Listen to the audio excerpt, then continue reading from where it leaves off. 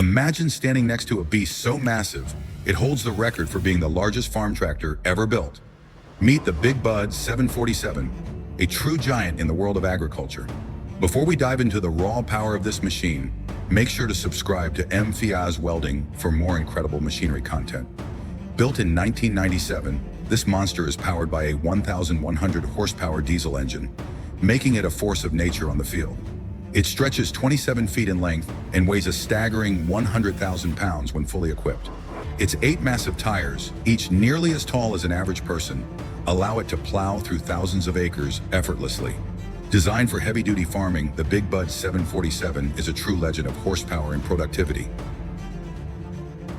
Launched in 2024, the 9RX 830 delivers an earth-shaking 913 horsepower, powered by a 13.6-liter diesel engine. Its 4-track system provides exceptional grip, making it perfect for rough terrains and extreme farming conditions.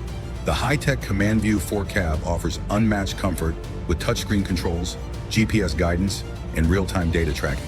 With a fuel tank capacity of over 1,600 liters, this beast is designed for efficiency and endurance, redefining modern agriculture.